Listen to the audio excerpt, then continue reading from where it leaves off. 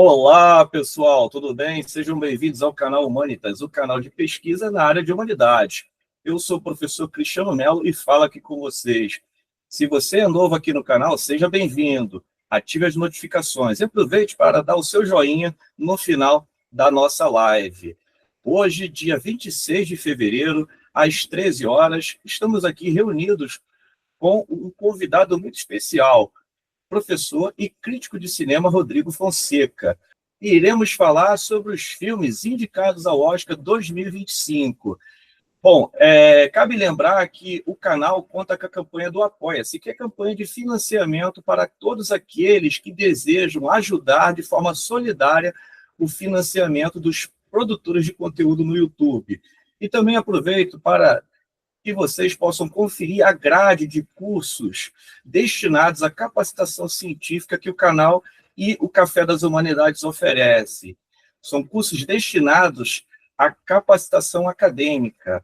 Bom, eu aqui converso hoje com o crítico Rodrigo Fonseca e pretendo aqui apresentá-lo. Rodrigo Fonseca é formado em produção editorial pela ECO-FRJ, com especialização em literatura infanto-juvenil pela UCAM. Ele também é crítico de cinema, dramaturgo e roteirista, tendo assinado reportagem no jornal O Globo, no estado de São Paulo e no Jornal do Brasil, onde ainda também é colaborador. É autor do romance Como Era Triste a Chinesa de Godard. Eu estou lendo e confesso que estou gostando muito. E da biografia de Renato Aragão, do Ceará para o Coração do Brasil. Ele escreveu peças teatrais como Chico Xavier em Pessoa e François Truffaut, O Cinema em Minha Vida. Ele é correspondente do site Luso, C7 Cinema, e repórter e crítico do Correio da Manhã. O Instagram de Rodrigo Fonseca é @RodrigoFonsecaCrítico. Bom, preparamos aqui a abordagem de 6 filmes, dos quais eu tive a oportunidade de assisti-los, como A Nora, Ainda Estou Aqui, A Substância, O Brutalista, a Emília Pérez, dentre outros. Pretendo aqui abordá-los pela forma da ficha catalográfica, falar um pouco sobre esses filmes e depois partir para as questões. O filme inicial é A Nora, de 2024, 139 minutos, uma produção estadunidense, o diretor Sean Baker, roteiro também do mesmo diretor, elenco da Mickey Madison, Mark Andershai, Yura Borisov, Karen Kargulian, Anton Beiter, entre outros. É um filme que fala sobre a história da personagem, uma prostituta Nora, que é uma jovem aí, trabalhadora do sexo, residente no bairro do Brooklyn, em Nova York. Após conhecer um jovem filho de um oligarca russo, ela passa a ter um conto de fadas aí com esse mesmo jovem. Inclusive, fica hospedada na casa dele, numa grande casa sofisticada em Nova York. Porém, os sogros são contra esse relacionamento. Eles, inclusive, casam na cidade aí de Las Vegas.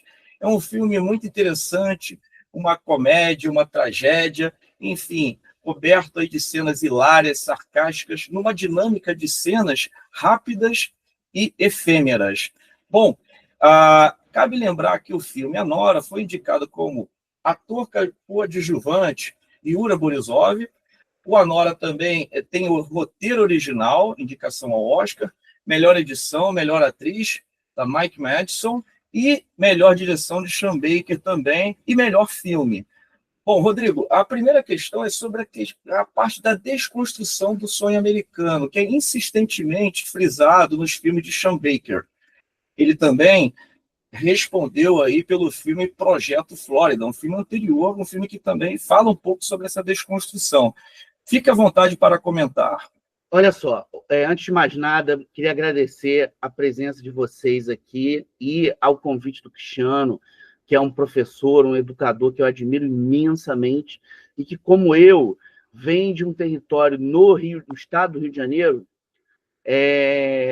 paralelo, eu acho que a concentração cultural que a gente costuma encarar como um lugar comum do nosso território de berço.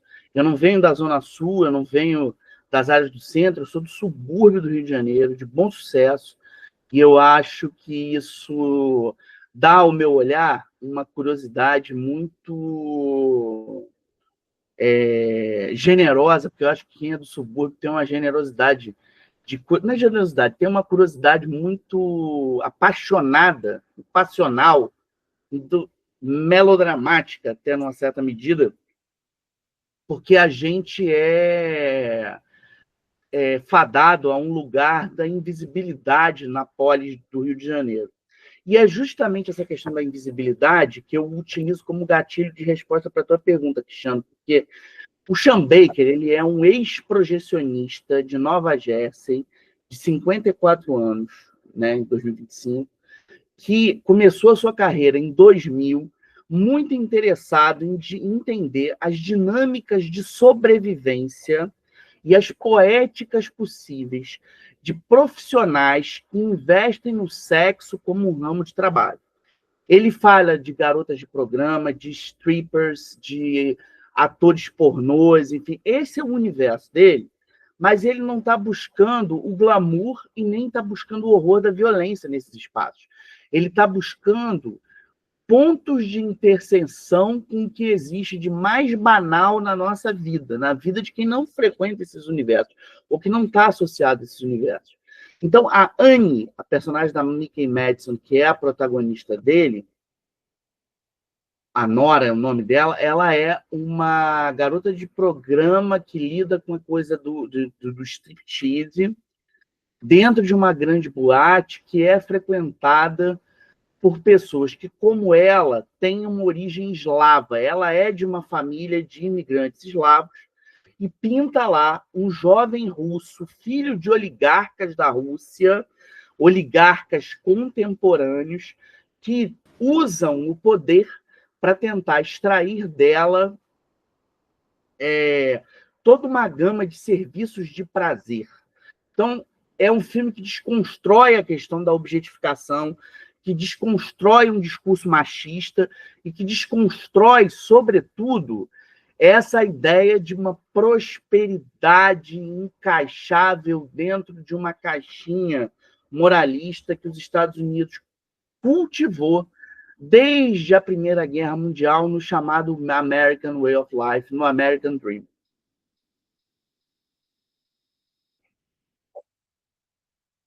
Excelente, porque eu também percebi isso, e ela se encaixa justamente no discurso desse jovem rapaz, porque ela fala um pouco de russo, né? Então, essa combinação da linguagem e também desse afeto que o rapaz propõe a ela, esse rapaz que joga videogame o dia inteiro, que utiliza do seu ócio ali para justamente aproveitar, né, as situações momentâneas e efêmeras, mas também do sexo e do prazer momentâneo que ela o satisfaz, inclusive provocando ele na própria residência, mas após a chegada daqueles capangas, eu acredito que a ordem, né, da própria família, aquela romantização começa a ser desconstruída. E a partir daí começa aquele conto de fadas se cai, aquela vida de Cinderela. E ela se vê aí numa enrascada, né? É interessante eu acho que é importante a gente falar, Cristiano, o seguinte: existe um palavrão no cinema chamado autoralidade, que autoralidade, ou que a gente entende muito como cinema de autor, ou de autora, é a reiteração de certos elementos plásticos, temáticos, conteudísticos, parcerias estéticas, enfim. É a demarcação de um engrama, de um traço residual da identidade de um realizador ou de uma realizadora.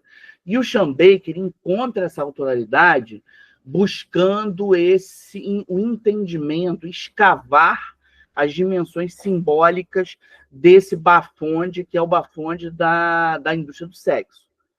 Acho que é importante a gente dizer que esse filme carrega nas costas um endosso da premiação mais relevante do cinema. O Oscar pode ser a mais popular.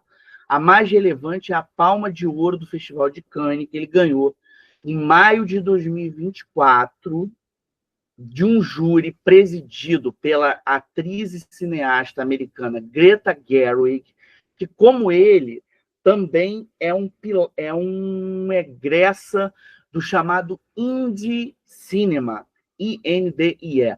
Indie é um termo que a gente usa para independent cinema, cinema independente, que é um Sim. cinema que é feito a reboque, à margem das decisões dos grandes estúdios com baixo orçamento. Eu acho que para a galera entender aqui, uma produção americana padrão, ela custa de 50 a 60 milhões de dólares. Sim. Você encontra filmes de baixo orçamento numa média de 20 a 25 milhões. A Nora custou 6 milhões. É baixíssimo orçamento.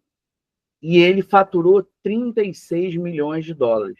Ou seja, ele faturou cerca de 6 vezes o que ele custou. Então, ele é uma margem de lucro enorme, cercada por cerca de 140 prêmios pelo mundo. É uma margem de, sem contar a Palma de Ouro, sem contar os prêmios sindicais, que tem uma margem de importância, de impacto muito grande no que virá a ser o Oscar. Ele ganhou o prêmio do Sindicato dos Diretores, o Directors Guild Awards, o prêmio do Sindicato de Produtores e o prêmio do Sindicato de Roteiristas. Isso tende a reverberar numa vitória no Oscar nessas categorias de direção, de roteiro, que eu acho que ele chega como um candidato de extrema força. Você gostaria de destacar algo sobre a atuação da Mikey Madison, que está sendo aí escolhida a melhor atriz como indicação? Olha, eu acho que ele pega uma aspirante à estrela, que já participou de filmes antes, como Era Uma Vez em Hollywood, dá a ela um protagonismo absoluto no tentativa de entender a questão da solidão ou de um desencaixe de uma juventude americana que, apesar da pobreza, apesar da situação econômica muito escassa, tem uma possibilidade de crença em algum idealismo pelas vias da esperança. O que eu queria destacar para você, e para todo mundo que está assistindo a gente, é que os personagens, em geral, do Sean Baker têm esse lugar. No Tangerina, que foi um sucesso há 10 anos, no Projeto Flórida, o ator pornô do Red Rocket, é uma margem dele. E eu acho que é importante a gente lembrar que ela impressiona muito dentro de uma estrutura narrativa que a gente chama de cinemática, que é uma escrita pelo movimento. É um filme que trabalha o tempo todo com a ideia de peripécia, mas uma peripécia quase motovisual, é movimento, movimento, movimento o filme inteiro. Eu achei até um pouco cansativo aquela hora que o rapaz foge, né? Ele sai daquela situação porque ele pensa que vai sobrar para ele e ele foge. E aí a família vai desesperadamente, pelo menos ocupa aí mais de 10 minutos do filme, na busca desse jovem, né, nas boates que ele frequentava, nas casas dos amigos, enfim, dos possíveis, das relações possíveis que ele possuía. Esse dinamismo, né, como você caracteriza como peripécia, eu acho que também é fruto aí de um cinema de ação, de um cinema que é movido por células dramáticas frequentes. E eu acho que nisso, Cristiano, vale deixar algumas referências teóricas para quem está escutando a gente. Os livros do Sergei Eisenstein para o entendimento de montagem, a forma do filme, o sentido do filme, e principalmente um livro chamado Num Piscar de Olhos, na Blink of an Eye, lançado aqui pela Zahar, um livro do Walter Murch, que é um grande montador no cinema americano, editor de som também, responsável por várias parcerias com Francis Ford Coppola, Walter Murch, também com George Lucas. Esse livro foi lançado pela Zahar, dá para ser comprado, cara, por 10 pratas no Mercado Livre. E eu acho que é importante deixar como uma referência de teoria, de linguagem, os livros do Jacques Almont, que se escreve, eu acho que vale, e Noel Bush, são teóricos importantes para quem está tentando entender a construção da linguagem audiovisual. O que eu acho que é importante também acrescentar, Cristiano, assim, você é um teórico que vem da palavra, que vem da literatura, você tem uma conexão muito forte com um romance histórico, que é algo que eu admiro imensamente em você. O que é curioso é que a dinâmica, o parâmetro do Sean Baker não é a palavra escrita, é a palavra filmada. ele está dialogando com uma tradição que a gente chama de screwball comedy, que é uma comédia de peripécia do passado. Legal. E para terminar, você acha que o filme leva a estatueta no dia 2 de março? Eu tenho a sensação que filme e direção é dele. Interessante. Agora, vamos passar para o próximo filme. Nós temos agora A Substância, de 2024, que estreou no cinema em 19 de setembro. É um filme de 2 horas e 20, é um drama terror corporal, direção de Coralie Fargeat, roteiro também dela, elenco com Demi Moore, Dennis Quaid, dentre outros atores e atrizes. O filme fala sobre a vida da Elizabeth Sparkley, que é uma dançarina profissional que está aí na sua forma, na sua avançada forma profissional. E no ano que ela faz 50 anos, ela é simplesmente dispensada do programa por não corresponder aos critérios de beleza e acaba ficando afastada. Então, é aí que ela lê numa notícia de jornal que está sendo contratada uma outra garota para corresponder aos anseios do programa, e ela passa a se sentir velha, né? Passa a se sentir um pouco desgastada com o próprio tempo e pensa em ter aí um antídoto que possa rejuvenescer essa própria vida. E aí ela toma conhecimento da substância, né? Um líquido que possa proporcionar a ela uma juventude. Ela toma esse líquido, né? Ela injeta esse líquido, e aí o filme ganha uma outra dimensão, porque existe um dublê dessa própria, da Elizabeth Sparkley, né? Uma mulher muito mais jovem, aparentando 22, 23 anos. Ela ganha a cena logo no dia seguinte, ela se candidata a essa vaga de emprego e consegue, né, trabalhar nessa atuação como dançarina. É um filme de produção da França e Reino Unido, Estados Unidos, né? É caracterizado, como eu disse, como body horror, né? Como filme de terror corporal. Os filmes anteriores da Coralie Fargeat, o Vingança, né? Nós temos aí outros filmes que você também poderia comentar da própria diretora. As indicações: Maquiagem e Cabelo, A Substância, roteiro original, também A Substância, e melhor atriz, a Demi Moore, né? Na sua melhor atuação aos 60 anos de idade. Eu acho engraçado que você está rolando filmes que chegam ao Oscar egressos de Cannes. Cannes existem 7 grandes... Existem, sim, cerca de 450 festivais no mundo. 7 são os mais importantes, na ordem que eles acontecem. Roterdã, na Holanda, em janeiro, Berlinale, na Alemanha, em fevereiro, que acabou de vir. Eu estou aqui com um catálogo da última edição. Desculpa, gente, eu cheguei de lá sobre o impacto do frio de menos 8 graus que está pesando na minha garganta. Aí vem Cannes em maio, na França, na Côte d'Azur. Tem Locarno, na Suíça, em agosto. Toronto, no Canadá, em setembro, mês que acontecem ainda os festivais de Veneza, na Itália, e São Sebastião, no norte da Espanha. Cannes é, desses eventos todos, aquele que melhor referenda uma corrente estética e aponta essa corrente estética como um veio de produção de sentido nas narrativas audiovisuais. E, nesse lugar, o body horror, o horror físico, o horror corporal, que Sim. tem a sua expressão maior na figura do cineasta David Cronenberg, Sim. vem encontrando em Cannes um lar para as suas experiências. O próprio Cronenberg esteve em Cannes ano passado com o filme O Senhor dos Mortos, The Shrouds, já passou por lá várias vezes, foi laureado com o prêmio do júri por um filme extraordinário chamado Crash, Estranhos Prazeres, e ele tem no currículo filmes como A Mosca, com o qual a Coralie Fargeat dialoga diretamente.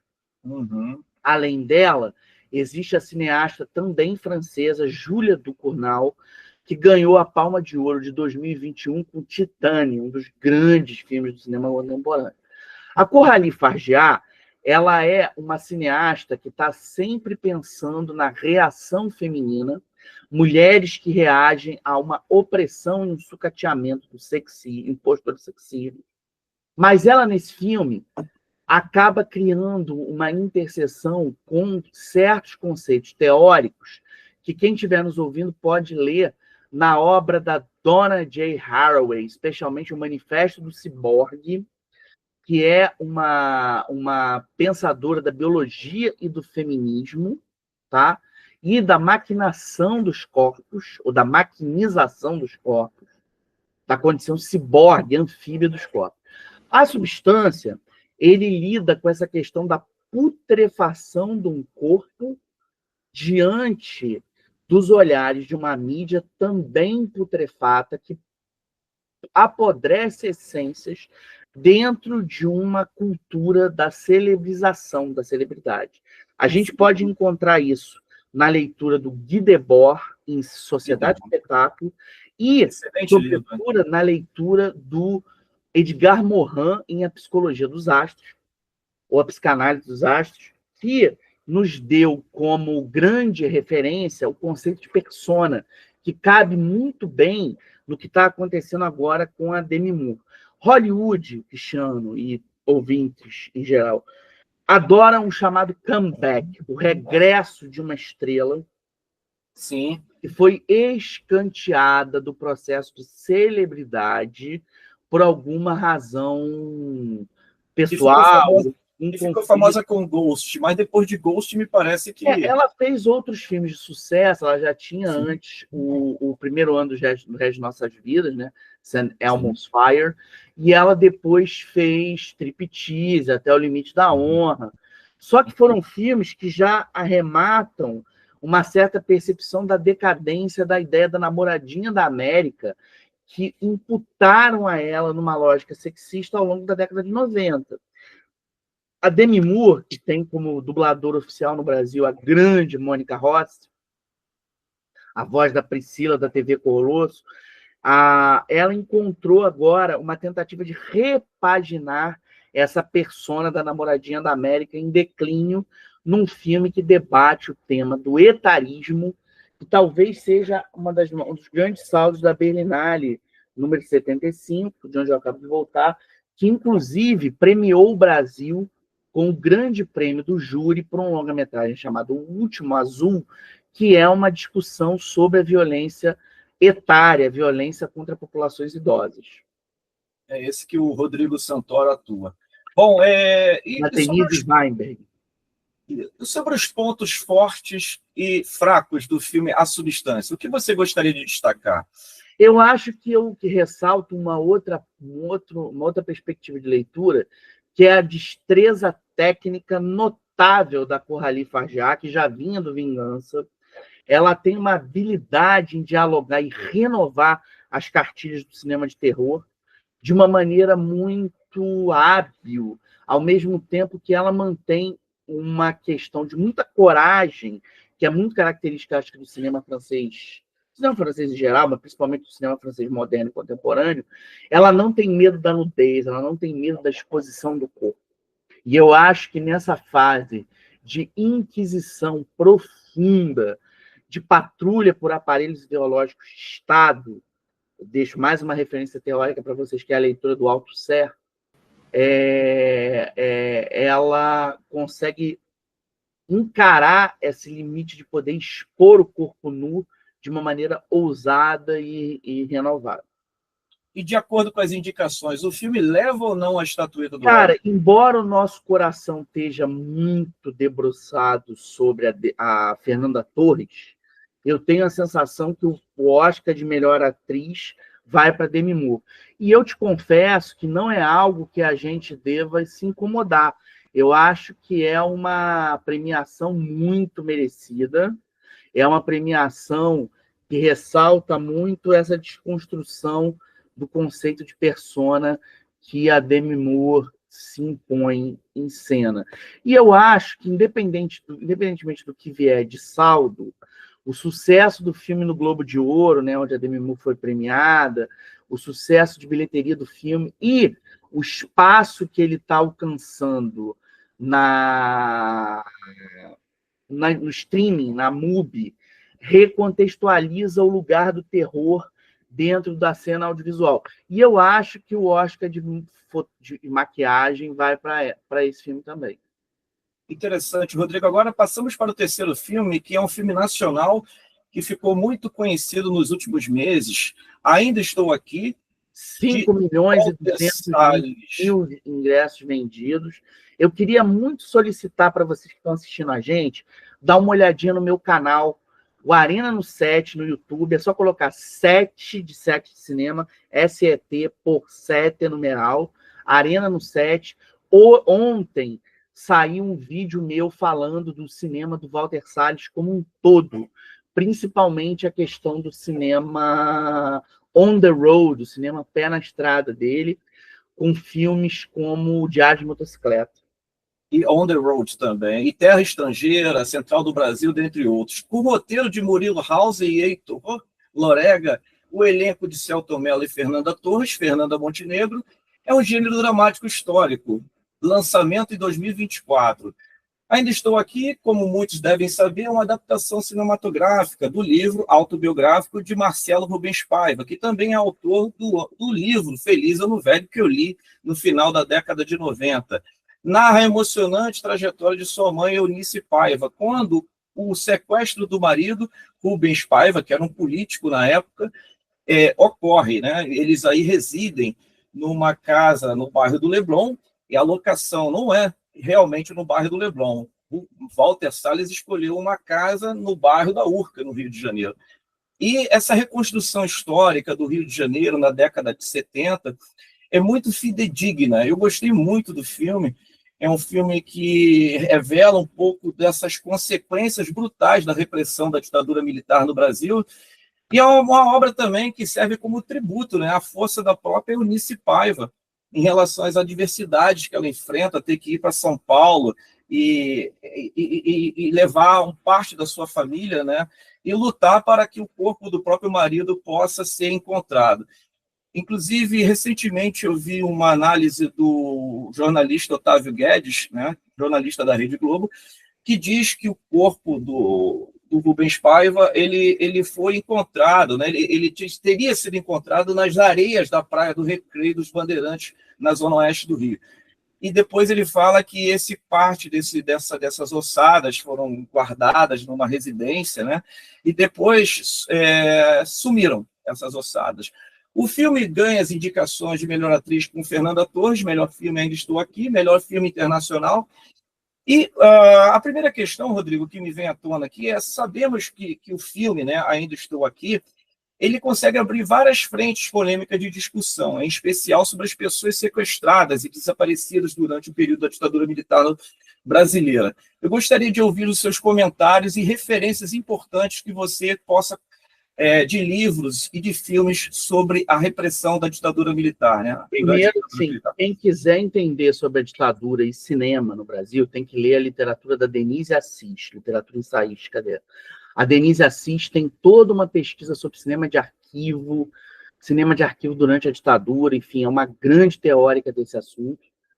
E acho que quem quiser conhecer um pouco sobre o reflexo documental de olhar para essa memória, lê o livro do Silvio Darim, que lê o livro e conheceu o cinema do Silvio Darim,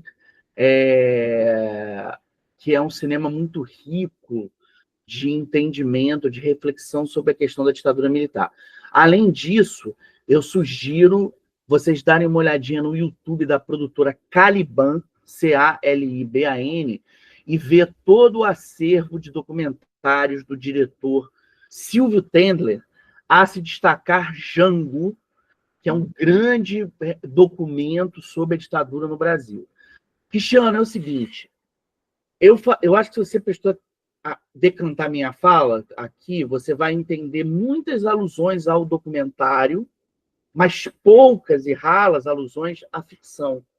A gente sempre teve um ressentimento por parte da crítica e por parte da cinefilia, de que faltava um grande filme de ficção brasileira sobre a ditadura, embora a gente tenha grandes filmes, grandes exercícios autorais, como a obra da Lúcia Murat, principalmente Quase Dois Irmãos, e Que Bom Te Ver Viva, e que a gente tenha Pra Frente Brasil, do Roberto Farias, que é um thriller assim caudaloso, eletrizante, e que a gente tenha o Marighella, do Wagner Moura. Então, assim, existem filmes da ditadura e existe um filme sobre o golpe que está no YouTube e que eu deixaria como referência para todo mundo, que é um filme feito em 65, no Sim. calor da tomada de poder pelas tropas de Verde Oliva.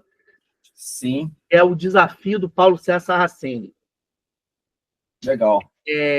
Eu acho que o Walter Salles é um cineasta que tem, por isso que eu falei muito da não ficção, ele vem de uma formação no documentário muito forte, Sim. Socorro Nobre, fez filmes posteriormente como O Homem de Feniang, que são exercícios de não ficção. Agora, ele tem uma habilidade singular de dialogar com a literatura a partir do comportamento das cidades e o que as cidades nos revelam. Isso está desde o primeiro filme de ficção, longa de ficção dele, que é A Grande Arte, baseado no Rubem Fonseca. Isso explode no olhar dele sobre o Nordeste, do Abril Despedaçado, no Corpo a Corpo com a literatura do Ismail Kadaré, e na maneira como ele constrói as narrativas de andança do Diário de Motocicleta, com base na memória do Alberto Granada, na memória literária, né? E no On the Diário Road, de Viagens. Diário de Viagem, e no On the Road, conversando frontalmente com a prosa beatnik do Jacques Kerouac. Interessante. Só aqui, porque a gente tem um tempo a cumprir, né? Eu gostaria de ouvir da sua parte também, Rodrigo, desculpa eu cortar, mas a atuação da Fernanda Torres. O que você acha entre os pontos também fortes e baixos aí? Tá? Cara, a Fernanda nos dá uma atuação implosiva, chama muita atenção no contexto cinematográfico atual. Assim. Ela implode, criando uma heroína que reage à violência do Estado a partir da resiliência e da perseverança. Isso é um modelo, sobretudo nesse momento de afirmação das pautas femininas e feministas, enfim, de uma busca por uma equidade de gêneros. Ela traz uma nova perspectiva para a representação da mulher nas telas e principalmente na busca por um desenho heróico na história da construção do lugar do sacrifício, né, dos grandes personagens, que vem da ideia do Jornada do Herói, do Christopher, que já está no Christopher Vogler, enfim, grandes teóricos aí, mas a jornada heróica da Eunice é uma jornada de resistência e resiliência, onde se implode a cada segundo. Eu gostaria de destacar também os filmes que já assisti, você também já comentou comigo numa conversa informal, que é o filme do Bruno Barreto, baseado no romance homônimo de Fernando Gabeira. O que é isso, companheiro, né? Que tem esse companheiro, que também é um filme que a Fernanda Torres atua, isso na década de 80, se não me falha a memória, final da década de 80. 98. Também, companheiro é 98. É 98. E nós temos 97, o filme Oscar de 98. E nós temos também o ano que meus pais saíram de férias, né? Que é 2006, sim. Foi para Berlinale, concorreu no Festival de Berlim. Interessante. E para terminar aqui sobre o filme Ainda Estou Aqui, o filme leva ou não a estatueta, de acordo com as indicações? Olha só, a gente está no páreo do Oscar desde os anos 40, quando o Ari Barroso foi indicado por uma canção no filme Brasil, perdeu lá para o Bom Pastor. Depois a gente foi indicada ao Oscar de filme estrangeiro, na época era filme estrangeiro, hoje é filme internacional, com O Pagador de Promessas, do Anselmo Duarte, que é a nossa única palma de ouro até hoje. A gente concorreu com o já citado, que é esse companheiro, e com o Quatrilho, em 96. E antes, em 86, o filme do Hector Babenco, O Beijo da Mulher-Aranha, que é uma produção americana-brasileira, da HB Filmes, enfim, foi para o Oscar de melhor filme, o Babenco para o Oscar de melhor direção, William Hurt foi premiado, enfim. Então a gente tem uma estrada longa. A Petra Costa concorreu com o melhor documentário com Democracia em Vertigem, O Lixo Extraordinário, da Karen Harley, Lucy Walker e João Jardim, teve no Oscar de documentário. A gente concorreu na animação com a Ale Abreu, enfim. Cidade de Deus concorreu a 4 Oscars, né? Direção, sim, fotografia, montagem e roteiro. Essa estrada, e o próprio Central do Brasil, do Walter Salles, esteve no Páreo, Fernanda Montenegro, né? Uhum. Eu acho que a gente nunca teve tão perto, com tanta chance quanto este ano. Eu acho que é para melhor filme internacional, principalmente pelo sucesso de bilheteria que o filme está fazendo, com cerca de 29 milhões arrecadados na venda de ingresso internacional. Eu espero que assim seja no dia 2 de março. Agora, o quarto filme... Domingo de Carnaval, né? Para variar, domingo de Carnaval. Agora, o nosso quarto filme, Rodrigo, é o Conclave, de 2024, que foi distribuído no México, no Brasil, na Argentina, né, na Colômbia, no Peru, entre outros países. É um thriller baseado no romance de Robert Harris. Eu não li o romance, mas eu quero ler para comparar também as questões aí de escrita, né, de filmagem e tal. Data de lançamento dele foi 23 de janeiro de 2025. O filme fala sobre a escolha de um novo Papa, que é o Conclave, que é uma seleção aí às escondidas, né, no Vaticano, e recompõe esse cenário, essa ambientação de forma fidedigna. As locações, me parecem, são locações reais, tanto a Capela Sistina, os aposentos papais, os corredores, né, lá da grande sede da Igreja Católica. Nós temos aí vários líderes poderosos da Igreja, né, entre eles aí conservadores, cardeais aí mais avançados, progressistas. Um deles é o Lawrence, né, que é interpretado pelo ator Ralph Fiennes, que é uma excelente interpretação, e fala um pouco dessa questão dos segredos, né, da própria Igreja Católica, das contradições, né, a questão aí das ideologias desses cardeais diferenciados, né, um excelente figurino. Eu penso que também ganhou indicação do figurino, né? As indicações também são para trilha sonora original, melhor roteiro adaptado, melhor atriz, o adjuvante, que é a Isabella Rossellini, que me parece que é a freira, né? Que atua muito de forma silenciosa no filme, dialogando parcialmente aí com o Lawrence, né? No decorrer da narrativa fílmica. O Conclave também ganhou design de produção, melhor edição, melhor ator. Ganhou, não, indicação, né? Melhor filme e direção de arte também pelo Conclave, né? O Conclave. Nós temos aí a primeira questão que eu gostaria de ouvir da sua parte é a atuação do ator Ralph Fiennes, que fez um filme muito importante dirigido pelo Steven Spielberg, que foi A Lista de Schindler. Eu gostei demais. Fique à vontade, Rodrigo.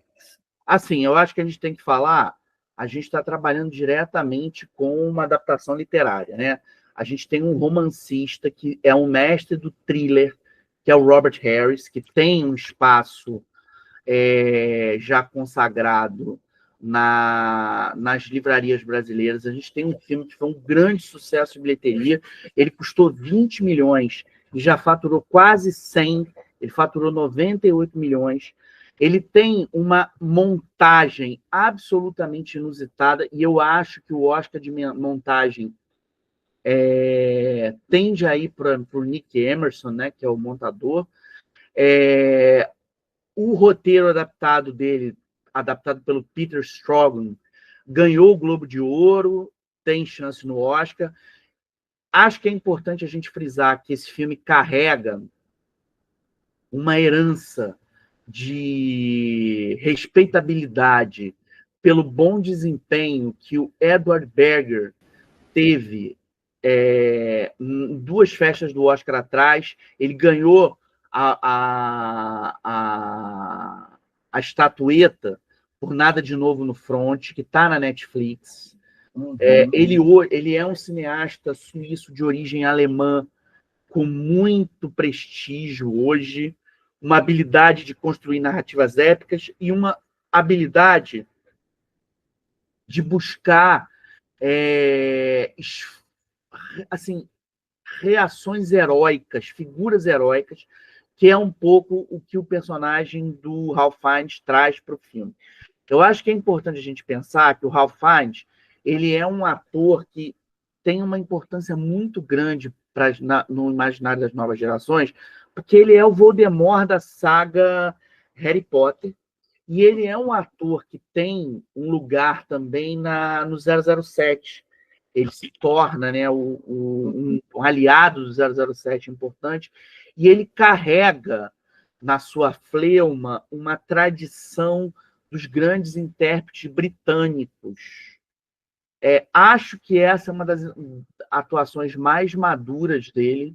Eu te confesso que entre os atores concorrentes é o meu preferido aos concorrentes a melhor ator, embora eu acho que a vitória vai ser do Timothée Chalamet como o jovem Bob Dylan por um completo desconhecido. Mas eu tenho a sensação que o Conclave leva um prêmio de mais prêmio técnico. Interessante. Uma questão um pouco mais emblemática é sobre o simbolismo e as alegorias que o filme carrega.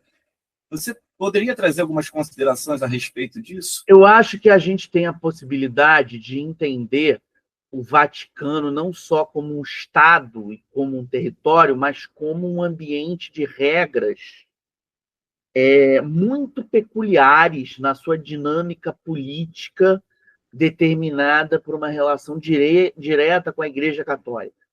E eu acho que um ponto muito interessante do livro do Robert Harris e da maneira como o roteiro do Peter Strong dialogou com essa literatura a partir do olhar do Berger é o quanto essas dinâmicas de jogo de war, de jogo Sim. de tabuleiro, né, de estrategismo, ela reflete a busca por um território para sobreviver no momento que a Igreja Católica perde o seu espaço de estatal de excelência ou de... Com todo respeito à Igreja Católica, tá? Assim, entre que o catolicismo vive uma crise, como é que um Estado como o Vaticano, que traduz essa potência religiosa, sobrevive? Eu acho que é isso. Interessante. Agora, passamos para o quinto filme, que é uma produção mexicana, me parece, um pouco europeia também, de Jacques Audiard, que é o filme Emília Pérez, de 2024, que é um drama, comédia, de duração de 2 horas e 10 minutos. Nós temos o elenco, a Zoe Saldana, a Carla Sofia Gascon e a Selena Gomez. Né? Um filme também muito polêmico, por não representar, segundo a crítica, os mexicanos de uma forma mais fidedigna. Parece que a crítica se debruça um pouco sobre isso. É um filme que narra a história da Emília Pérez, né? E da Rita, que é uma advogada altamente qualificada e insatisfeita, né? Na sua própria carreira. E ela acaba encobrindo alguns crimes, né? E posteriormente ela encontra uma oportunidade de mudar de vida. Então, ela vai atrás, né, aceita uma proposta de um chefe de um cartel lá no México, Juan Del Monte. O filme se passa na cidade do México, né? É um filme musical, é um filme assim diferente de muitas narrativas tradicionais. Até que quando eu entrei no cinema, eu também senti esse estranhamento, né? Então, misturação, mistura suspense, né, com música, redefinindo o gênero e quebrando algumas expectativas, porque a atriz, né, principal é uma transexual, né? Enquanto a Rita e Juan também vão lutar para concretizar esse plano arriscado, né? O filme ganhou algumas indicações, como melhor cabelo e maquiagem para Emília Pérez, melhor trilha sonora original de Emília Pérez, né? Para Emília Pérez, né? Nós temos o melhor roteiro adaptado, né? Nós temos a melhor canção original com Elmar, Mi Caminho, né? Nós temos o melhor filme, nós temos o melhor filme internacional, melhor edição, melhor som, melhor fotografia, melhor atriz, Carla Sofia Gascon, e nós temos também a melhor direção e melhor filme. A primeira questão, Rodrigo, é sobre a atuação de Carla Sofia Gascon. O que você poderia trazer de considerações acerca da atuação? Cara, eu respeito imensamente a atuação dela. Eu acho que assim, esse filme passou por um sacode público, né, um cancelamento, por conta de postagens bastante complexas e bastante indefensáveis feitas por ela. Agora, existiu um linchamento público dela, com o qual eu não concordo. Eu acho que essas postagens precisam ser entendidas, ela precisa ser cobrada acerca, né, de principalmente comentários que se alinham a uma certa sanha racista, mas eu acho que essa destruição pública é muito feroz, selvagem, principalmente dentro de uma representatividade trans que ela encarna. Assim, cara, eu acho que o entendimento desse filme só é completo quando a gente entende o lugar de um criador tão cheio de proficiências técnicas como Jacques Audiard, que vem do roteiro, que se firma como realizador na França, com sucessos de bilheteria gigantescos, milionários, como O Profeta e Ferrugem e Osso, e na sequência ele traz experiências como Os Irmãos Sister e Dupin, O Refúgio, que deu a ele a Palma de Ouro há 10 anos, que é um filme do qual eu sou fã de carteirinha, e que eu acho que ele inverte uma certa pirâmide sociológica paternalista no olhar sobre populações degradadas, excluídas. Assim, eu não concordo com o que dizem que ele traz um México caricato. Eu acho, inclusive, que ele desconstrói uma caricatura que o cinema fez da violência no México. E eu acho que ele consegue arrancar atuações muito poderosas, principalmente da Zoe Saldanha, que para mim é o grande trunfo do filme, cotada como favorita para o Oscar de coadjuvante. E A Música é o Mal, eu acho que ele vence nessas duas frentes. É um filme que teve 13 indicações ao Oscar, e é um filme que já vai ter um lar de destaque na Netflix. Agora, eu acho que o ponto técnico que eu posso agregar aqui de maior relevo é a maneira como ele rompe com um lugar comum de Broadway na engenharia dos musicais. Ele é um musical recitado, ele está muito mais preocupado com a fala, com a recitação, do que com a música em si. Então, nesse ponto, eu acho que ele é um filme que agrega muitos pontos na dinâmica de pesquisa de linguagem do cinema musical. Interessante. Então, você não concorda com essa parte da desconstrução do México, segundo a crítica, que houve uma desconstrução desfavorável, né? Não, eu acho que existe eu acho que ele desconstrói o México imaginário. Olha só, as pesquisas do teórico de antropologia da imagem David Wardwell, filtradas por teóricos como João Maria Mendes, em Crônicas Narrativas Dominantes, o caso do cinema, Culturas Narrativas Dominantes, o caso do cinema, e do teórico José Carvalho, da roteiraria, que eu deixo como uma grande referência aqui de estudo para vocês, ele aponta a construção de um chamado campo narrativo de metaficção, em que o cinema cria códigos de ficção em cima de parâmetros que o próprio cinema construiu da realidade. Ou seja, eu não estou ficcionalizando o real, eu estou ficcionalizando a própria ficção. Um exemplo disso é o sucesso de bilheteria Bohemian Rhapsody, a história do Freddie Mercury e do Queen. Eu não estou trabalhando em cima da biografia real do Freddie Mercury. Eu estou trabalhando em cima daquilo que a mídia construiu como sendo o Queen dela, o Freddie Mercury dela. Então, é em cima disso que age a metaficção. Excelente, Rodrigo. Então, você já esclareceu parcialmente o filme. O filme leva ou não a estatueta? Acho que melhor coadjuvante e melhor canção. Melhor canção. Interessante. Agora passamos para o último filme. Nós sabemos que outros filmes também estão aí, de acordo com algumas indicações, como A Garota da Agulha, Queer, dentre outros, mas nós precisamos aqui encerrar com O Brutalista, de 2024, que é um filme de 3 horas e 34 minutos, que inclusive com o intervalo eu assisti no sábado agora, direção de Brad Kubert, né, roteiro também de Brad Kubert, e nós temos aí o elenco Andrew Brod, né, que já fez outros filmes, que eu conheça também, me parece que é o pianista, não sei se é dele, você me corrige se eu estiver errado. Ele ganhou o Oscar pelo... O pianista. O pianista, né? Melhor direção de arte, as indicações: melhor edição, melhor roteiro original, melhor trilha sonora, melhor ator coadjuvante para Guy Pearce, o melhor atriz coadjuvante para Felicity Jones. O Brutalista também ganhou como melhor ator, né? Ganhou a indicação, a Andrew Brode, né? E também melhor filme. Não, o filme se passa em 1947, com a chegada do visionário arquiteto húngaro, né, que chega de Budapeste, chega em Nova York, observa a Estátua da Liberdade, o ângulo distorcido, né, do Laszlo Toth, né, e sua esposa, né, Erzsébet, né, eu creio que é o nome dela, Erzsébet. Eles fogem da Europa devastada, o filme se passa, né, no final da década de 40, me parece que também eles estão fugindo de um campo de concentração, né, e aí eles conhecem o rico industrial Harrison Van Buren, que é interpretado por Paul Pierce, e convence o Laszlo a construir, né, um monumento no alto de uma colina. Inclusive, o monumento não é completamente revelado no decorrer do filme, né? Existem as pilastras que estão sendo construídas, né? Cabe lembrar que esse arquiteto Laszlo, ele se forma na escola de Bauhaus, né? E ele traz toda essa tradição, e essa própria tradição, essa historicidade e o passado percorrem, né, a própria narrativa fílmica, porque ele não se desprende da Europa passada para chegar aos Estados Unidos e conseguir crescer com esse sonho americano.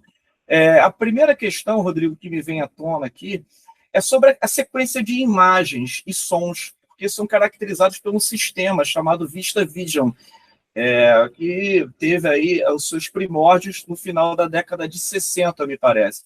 Isso aumenta um pouco a experiência do próprio espectador. Totalmente, né? Totalmente. Eu gostaria de ouvir essa questão das imagens, dos sons. O que você poderia falar sobre isso? Eu acho que o Brutalista ele se impõe. O Brad Corbett é um ator de formação. E ele trouxe um cuidado, um zelo muito grande, muito intenso na maneira como ele dirige atores, principalmente o Guy Pearce, que para mim está na interpretação da vida dele, ator do Amnésia, do Christopher Nolan, enfim. E ele é um filme que utiliza esse ferramental plástico muito requintado do VistaVision e de uma fotografia em 70mm para apostar no esplendor visual, naquilo que ele tem de melhor, Cristiano, que é fazer um painel histórico da América. Da mesma maneira como você me perguntou antes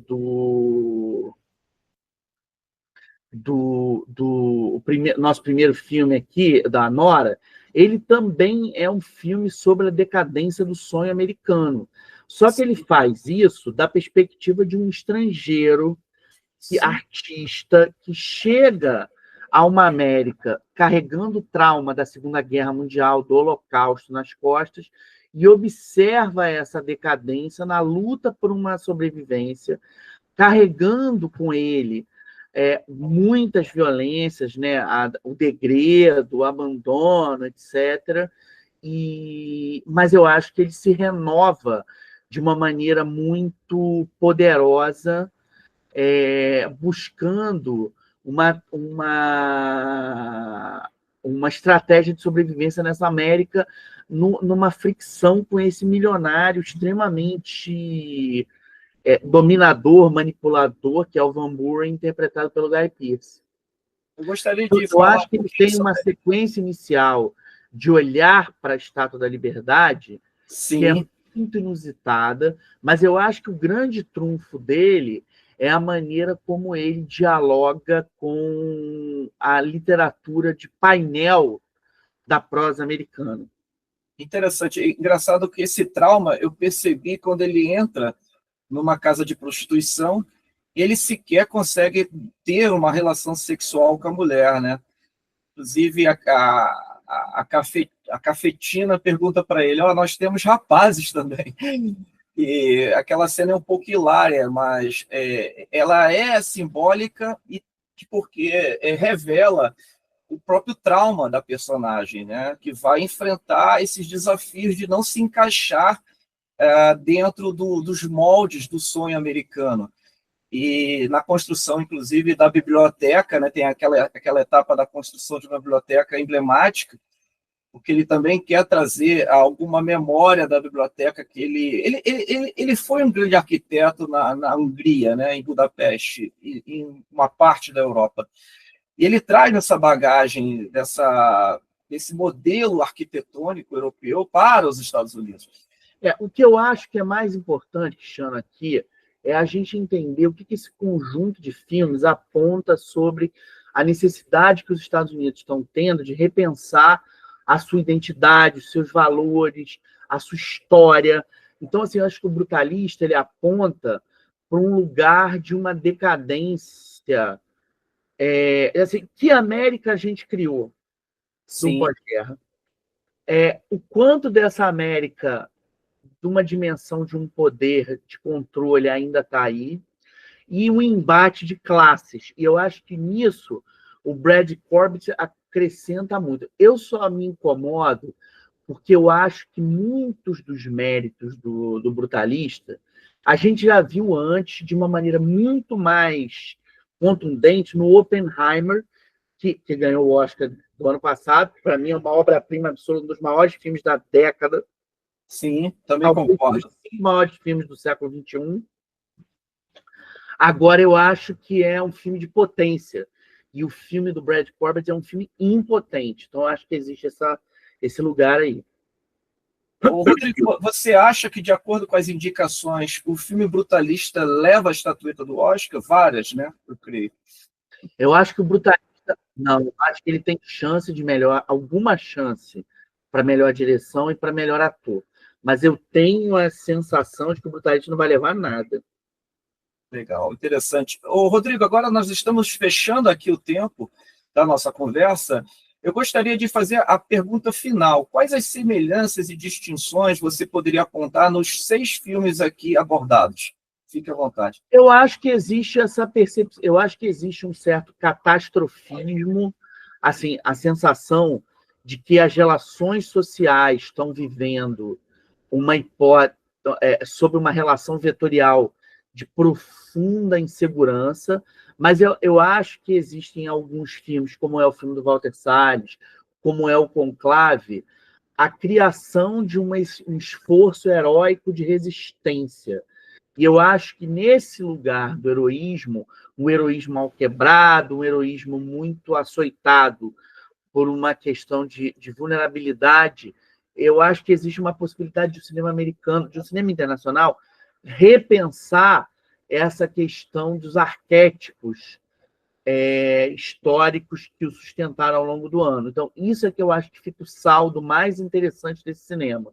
O heroísmo passivo, o heroísmo ativo, e eu acho que existe um diálogo com cartilhas de gênero, que é a cartilha do terror, né, na substância, a cartilha do musical no Emília Pede. Então, acho que a gente está vivendo um ano muito rico de repensar certas fundações cinematográficas. Excelente, Rodrigo. O canal Humanitas agradece a sua participação, o aceite do convite. E cabe lembrar que o Rodrigo também foi convidado numa conversa anterior. Nós tratamos das relações do cinema com a literatura. Eu vou deixar o link na descrição do vídeo para aqueles que desejam acessar o conteúdo. Pretendemos também ministrar um curso sobre as relações da literatura com o cinema brasileiro posteriormente, que deve chegar aí até abril. Nós vamos deixar no Instagram profissional do crítico Rodrigo Fonseca e do meu Instagram profissional. E as referências, Rodrigo, que você apontou, eu pretendo também deixá-las na descrição do vídeo. Bom, é com muita honra e orgulho que finalizamos aqui a nossa conversa. E um abraço a todos e acompanhem as produções do canal no próprio endereço. Um abraço. Pelo carinho. Tudo de bom, galera. Bom Oscar para todo mundo aí. Até o dia 2 de março, no domingo de carnaval. Até logo, pessoal. Valeu, gente.